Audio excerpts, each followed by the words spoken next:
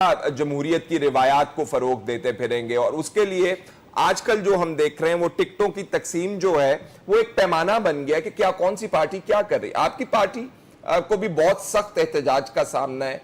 आपके ख्याल में तकसीम बेहतर होनी चाहिए थी, या फॉर्मूला कुछ बेहतर होना चाहिए था, या सिलेक्शन का प्रोसेस बेहतर होना चाहिए था?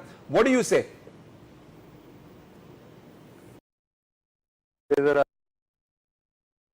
क्योंकि आपके जी प्लीज जवाब नहीं दे सका जी प्लीज, और मैं आपसे दरखास्त भी करूंगा, थोड़ा सा वक्त दीजिएगा क्योंकि आपने दीगर मेहमानों को दिया और मेरा इतनी देर साउंड फिक्स हो रहा था।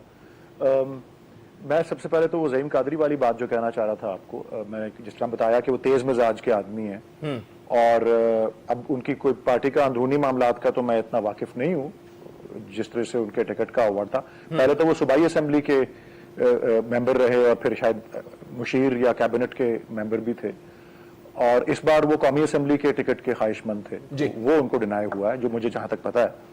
तो बड़ा उन्होंने उस पर नाराजगी का भी इजहार किया है और कुछ ऐसे अल्फाज भी इस्तेमाल किए हैं जो मुझे टीवी से पता लगा है कि जी मैं हमजा शहबाज के जूते पॉलिश नहीं करूंगा और ये तुम्हारे बाप की जागीर नहीं है और इस तरह की चीजें। तो मैं जिस तरह अर्ज कर रहा था, हर एक का अपना अपना तरीका होता है रिएक्ट करने का। मैं अगर समझता हूं कि अगर पार्टी से किसी को इख्तलाफ है अपनी, ये मैं एक बात उससे पहले ये कर दूं कि ये इसको तस्लीम करना जरूरी है कि ज़हीम कादरी साहब की बहुत उन्होंने सख्तियां झेली हैं, बड़ी उनकी पुरानी वाबस्तगी है पार्टी से। जनरल मुशर्रफ के ज़माने में वो बड़ी देर कैद रहे और उनको उसके बाद भी जब वो रिहा भी हो गए उसके बाद दोबारा भी कैद हुए, एक एहतजाज हो रहा था उसमें उनको हिरासत में ले लिया गया और वहां पे काफी उन्होंने सख्तें बर्दाश्त की हैं। तो अब ये तो